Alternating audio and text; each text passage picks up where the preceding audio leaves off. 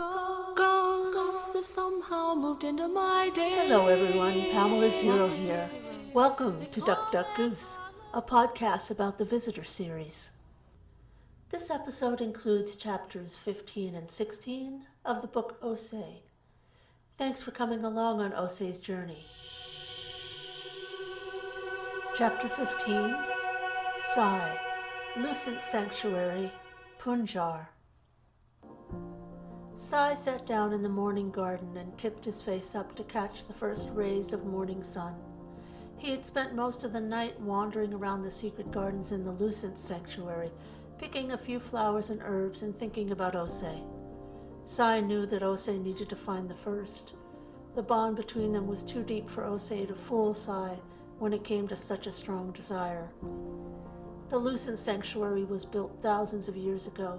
Surrounded by a 3-meter-high stone wall, the property was divided into 3 main areas: the gift, the retreat, and the gardens. The gift was the public area where anyone could come and use the library, visit the museum, attend a performance in the theater, or have a meal at the restaurant. The retreat was a private area where the Lucents lived.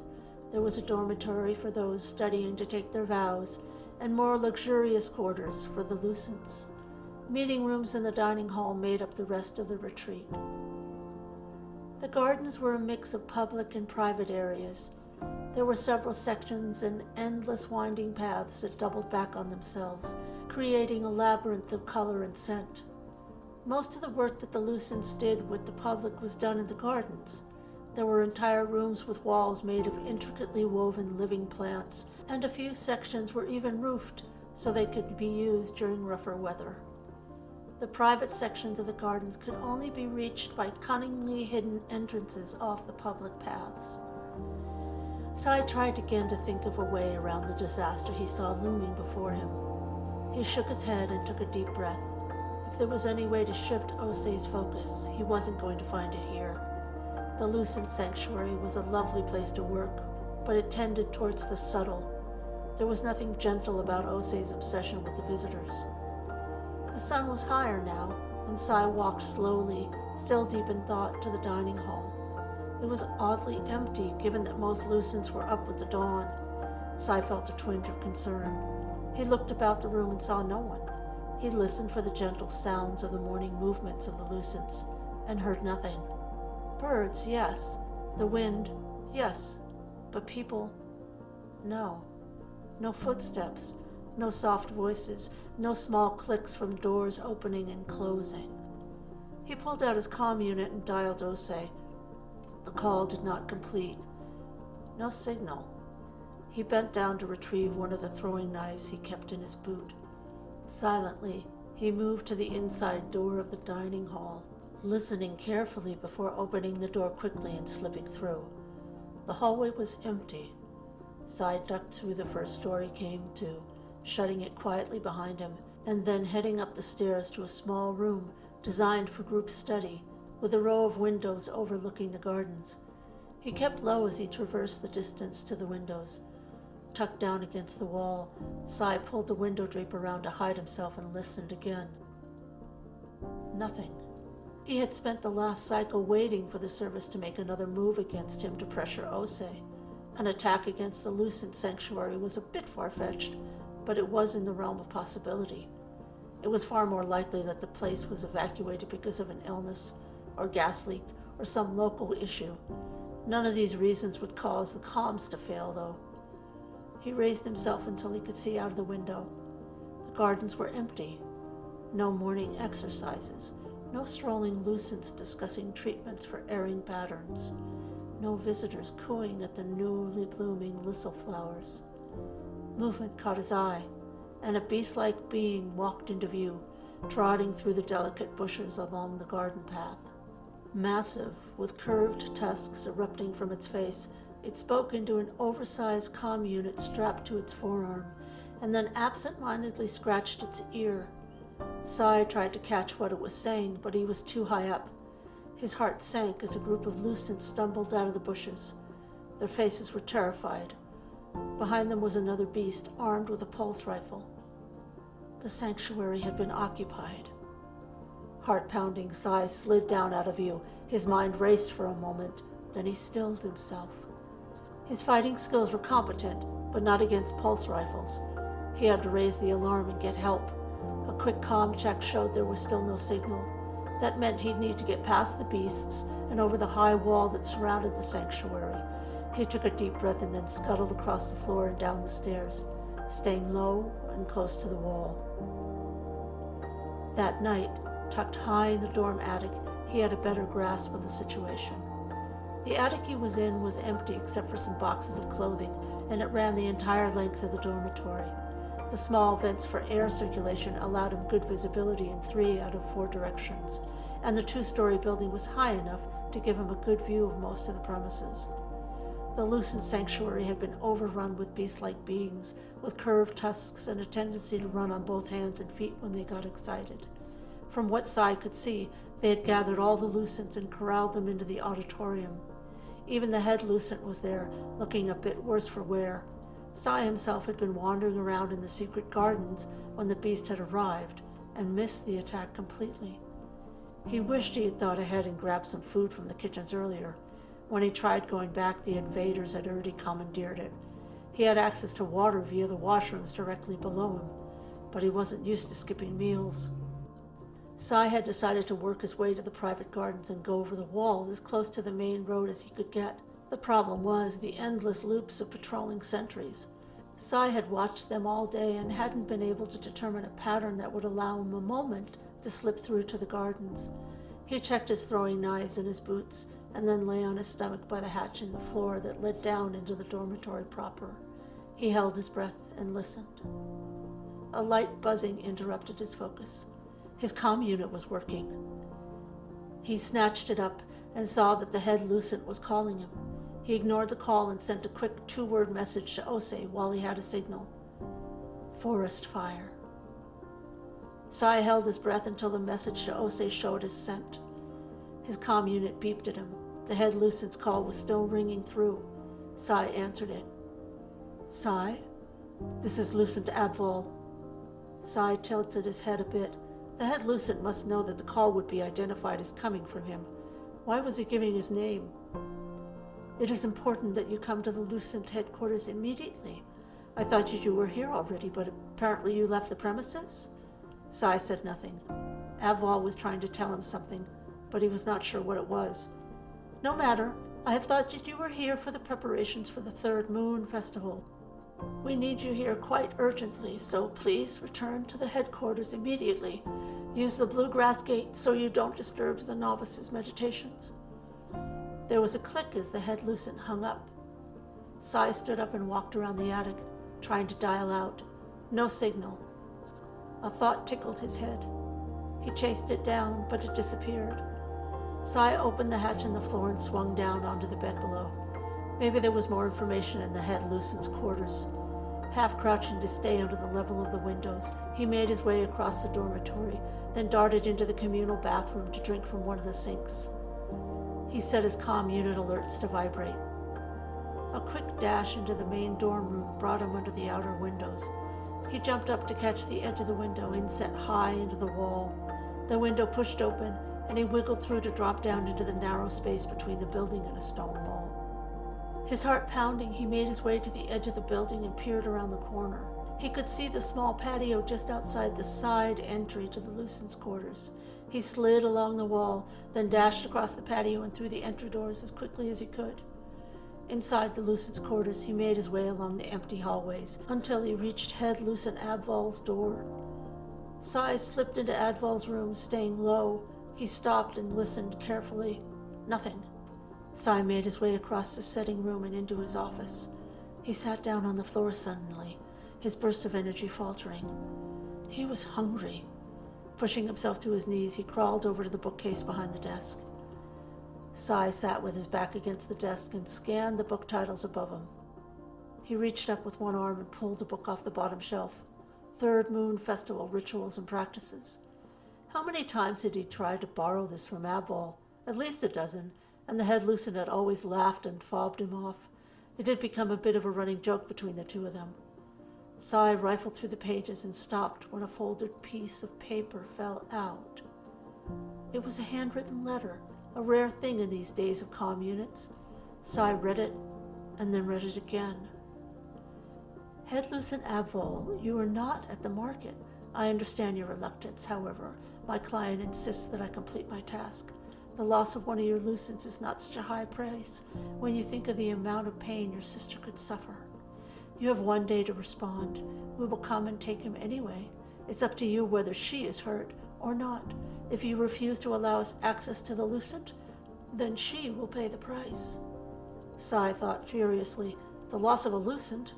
Who was the woman? Who wrote the letter? He looked through the bookshelf again. There, Meditations for Novices. Sai had to almost stand to reach the book. There was another letter inside. Head Lucent Abvol, you may have noticed that your sister did not bring your lunch today. You may have tried to reach her by now. Isn't it interesting that she's not answering her call? We have her. If you want to see Ori safe and alive again, bring the Lucent named Sai to the Bubblefish stall in the Hulers marketplace 2 days from now at midday. We will trade your sister for him. Sai tucked both the letters into his tunic pocket. Clearly, Abvol had not cooperated with whoever had written the letter. But why had he not said anything to Sai, or the authorities for that matter? Sai took out his comm and checked for a signal again. There was none. He silently cursed. Whatever was blocking the signal had been turned off long enough for the head Lucent to call him, and then turn back on again. Sai prayed that Ose had gotten his message. Chapter 16. Ose, Skylab Space Station, Thread. Ose paced in his hotel room. The messenger still had not arrived, and the day was trickling away. Every moment he waited was a waste. His comm unit beeped, and he glanced down to see who messaged him. Forest fire. Time slowed. Ose read the words again and then ran a location search on the call's source. The Lucent Sanctuary, Punjar. He dialed Mobe. Mobe, get me passage back to Punjar, immediate departure. Ose hung up without waiting for a response and dialed another number. David, it's Ose. Call me immediately when you get this message. I need to hire the visitor defense team. It's an emergency. Sai is in danger. Ose grabbed the bag he'd just unpacked and threw his clothes in it. He was out of his room in a minute. His comm unit beeped. It was Mobe. Last Ose, I have a ship leaving in 22 minutes that will connect you to another ship and get you to Punjar in 4 hours. It is the fastest transport I can find. Send the details to my comm unit. Is everything okay? Are you okay? Can I help? Mobe's voice cracked. Lucent Sai is in danger. I'm going to assist him. I am attempting to hire the VDT to help. Mobe was silent for a moment. I would like to go with you and help as well. Ose grimaced. I cannot watch over you and Sai at the same time. I will pull my weight. I can help. Fine, I will see you in 21 minutes. Ose clicked off his comm and stood, frozen. His pattern flared, silver, blue, and gold. It had to be the service. They tried to harm Sai before, back when Ose had been in the service. He couldn't imagine Kester trying to get to him through Sai again, but there was no other explanation. He put his comm on its loudest setting and headed to the shuttle dock.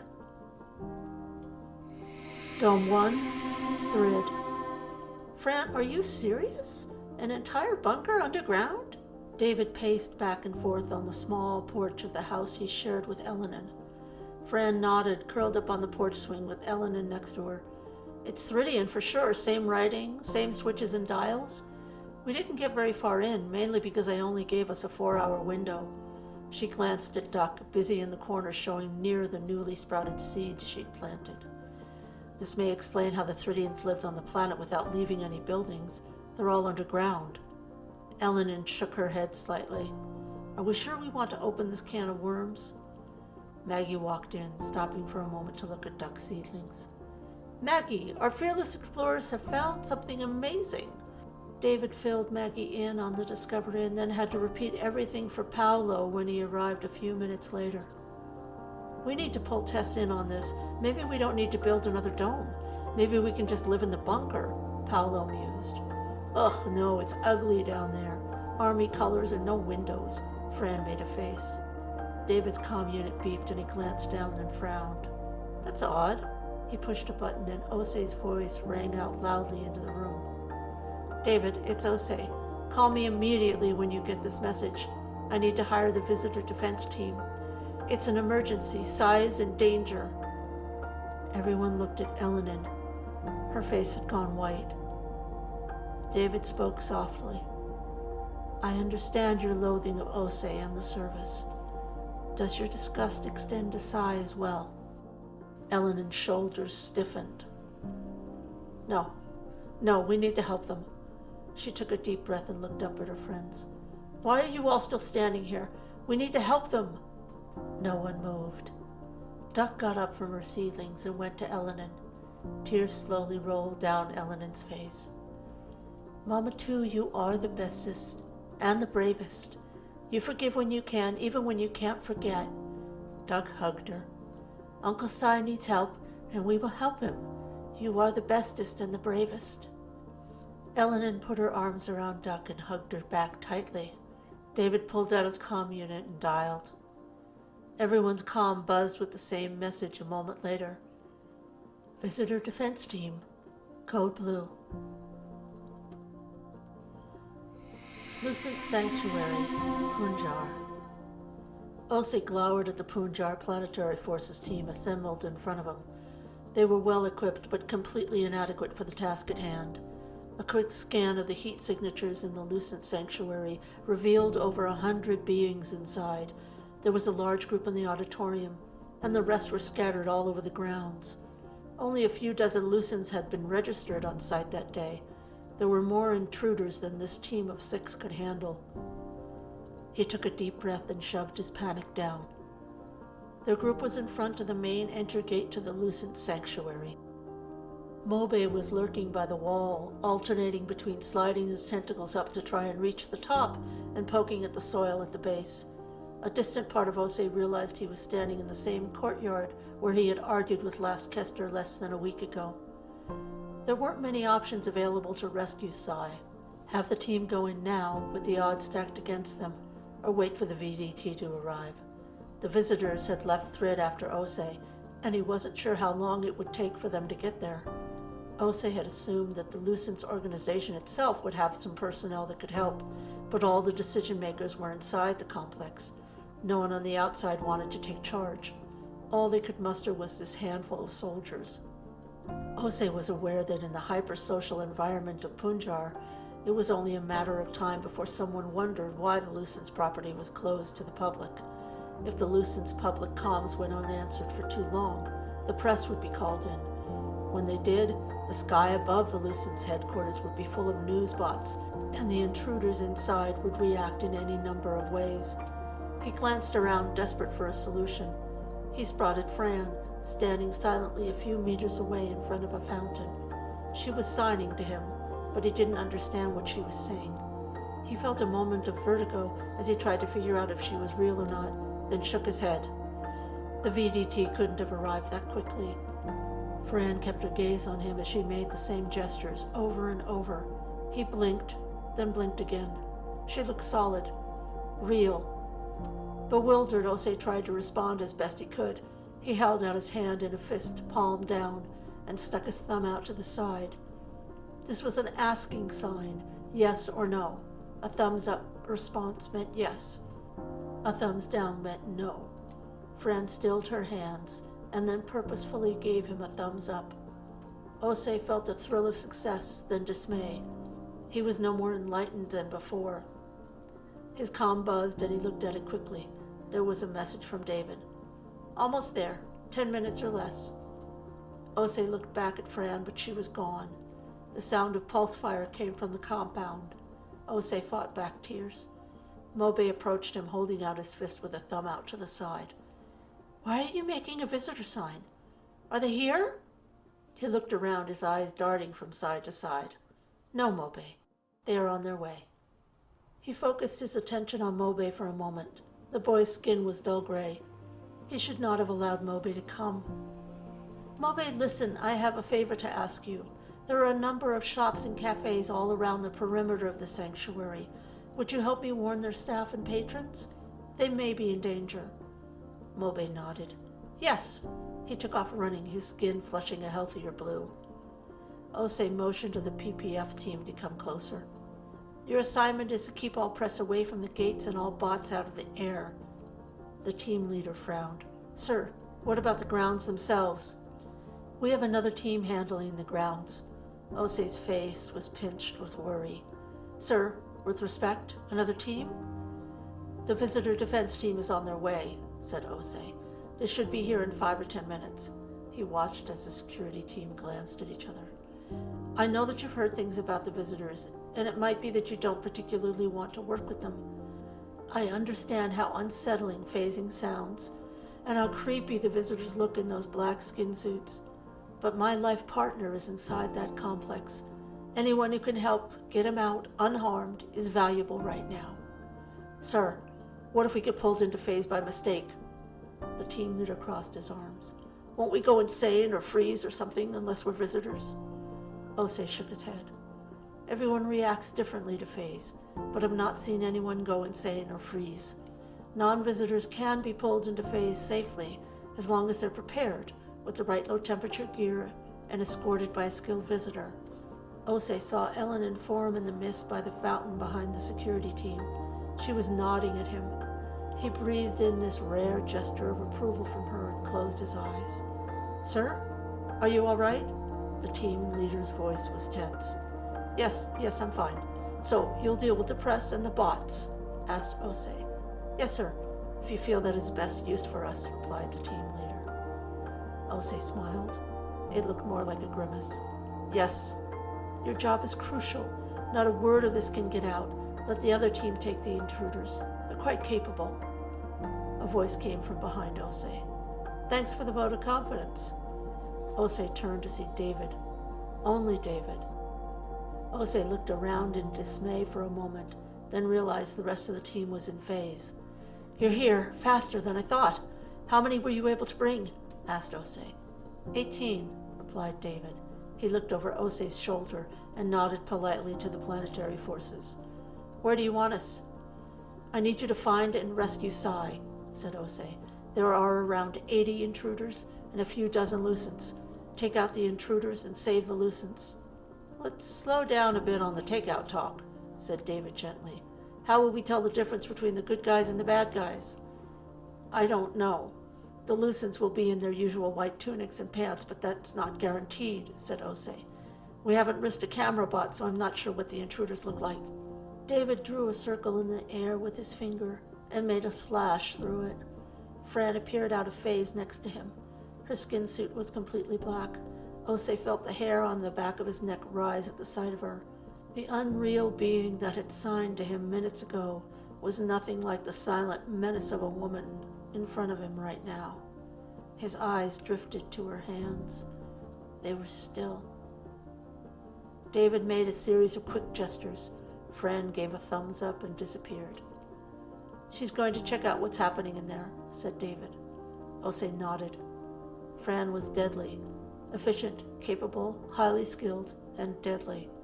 That was exactly what he needed right now.